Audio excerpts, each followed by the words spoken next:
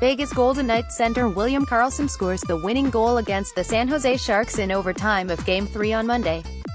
John Hefti, USA Today Sports Desperation turns to jubilation in the NHL playoffs when a trailing team manages to score the tying goal late in regulation to force overtime. That sudden change of emotions would figure to fuel a team's momentum in overtime. But that's not always the case, as evidenced the past 3 nights when a team that squandered a late lead managed to bounce back in overtime and earn a win. Vegas and San Jose each experienced both sides of that roller coaster the past 2 games, with the Golden Knights responding with William Karlsson's goal in overtime in Game 3 at the Shark Tank.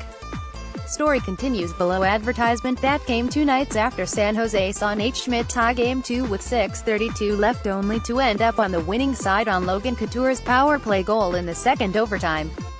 "You just move on," Vegas coach Gerard Gallant said. "It's playoff hockey. We were disappointed when they scored with roughly 2 minutes left in the hockey game.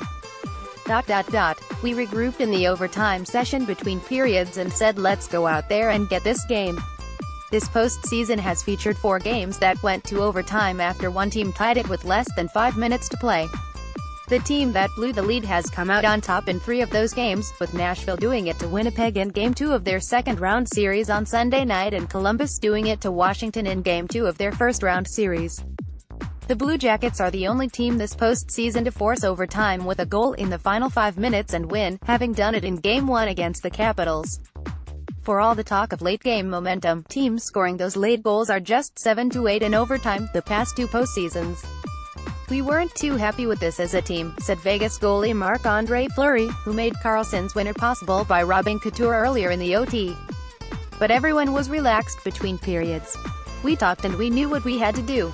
Momentum can be very fleeting in the playoffs, whether in a game or a series. In the first 5 days of the second round, no team has won consecutive games in a series." Story continues below. Advertisement the Sharks will try to put the Game 3 loss in the past and continue that pattern to tie their series at 2 games apiece when they take the ice for Game 4 on Wednesday night. "It's easy," Couture said. "The schedule makers did a good job of playing games every other day, so it's easy to forget about a game when you've got another one coming. We're down 2-1. It doesn't matter how you got there or what the score was in any of the games, we're down 2-1 and we've got a big game." The Bruins will look to do the same when their second-round series against Tampa Bay shifts to Boston for Game 3 on Wednesday night. Boston won the opener handily 6-2 before falling in Game 2 in Tampa Bay 4-2 on Monday night. "I think that feel good from winning, you take that emotion into the next game," Lightning forward Chris Kunitz said. "But each game has its own identity. You can't rest on what you did last game and just hope they walk away. Stay out of the box." The Sharks were one of the best teams in the regular season at avoiding penalties, going shorthanded just 2.7 times per game for the 4th lowest mark in the league. That discipline has been missing this round as Vegas has gotten 18 power plays in 3 games. The Golden Knights converted 5 of them, including 2 during a 3-goal barrage in a span of less than 5 minutes of the second period in Game 2. Story continues below. Advertisement San Jose also went shorthanded twice in overtime for having too many men on the ice and for delay of game. "Obviously their 2 power play goals swing the momentum in the second period, but I didn't think our discipline or penalties were a problem, just one of those nights," Coach Peter DeBoer said.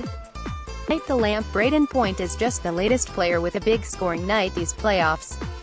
He had 1 goal and 3 assists for Tampa Bay in the Game 2 win over Boston, marking the 11th time a player has posted 4 points in a game in this postseason. This is just the second time in the past 20 years that there have been at least 11 4-point performances in the first 52 games of the playoffs. He's a special player, and when big games come about, special players take over, and he did that," teammate Tyler Johnson said. "I can't say enough about the guy.